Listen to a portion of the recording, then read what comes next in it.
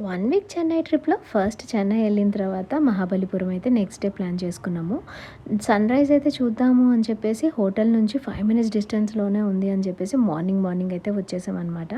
ఇక్కడ అందరూ దిగను అంటూనే మొత్తం వాటర్‌లోకి దిగి ఫుల్‌గా ఎంజాయ్ చేసాం. 1 ½ అవర్ ఎంజాయ్ చేసిన తర్వాత పాండిచ్చేరికి ఒకరోజు టైం వేస్ట్ ఎందుకు, మధ్యాహ్నం నుంచి వెళ్ళొచ్చేద్దాం. దాని తర్వాత అరుణాచలం అయితే వెళ్దాము అని చెప్పేసేసి ఫస్ట్ అయితే పాండిచ్చేరి వెళ్ళేసాం. నెక్స్ట్ డే ఈవినింగ్ కల్లా అరుణాచలం చేరుకున్నామన్నమాట.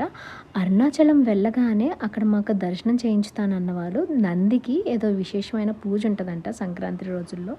అందుకని చెప్పేసి చాక్లెట్స్‌తో దండైతే వేస్తాము అని మొక్కుకున్నారంట. మీరేమైనా గుచ్చివ్వగలుగుతారా అని అడగగానే 108 దండలు 3 గుచ్చాలి అని చెప్పారు. సో, అందుకని చెప్పేసేసి గుడికెళ్ళే ముందైతే గనక ఇట్లా చాక్లెట్స్‌తో దండలైతే గుచ్చాము. అరుణాచలం గుడిలో 3 నందులుంటాయి. ఒకటి లోపల, ఒకటి గర్భగుడిలో, ఒకటేమో మధ్య ద్వారంలో.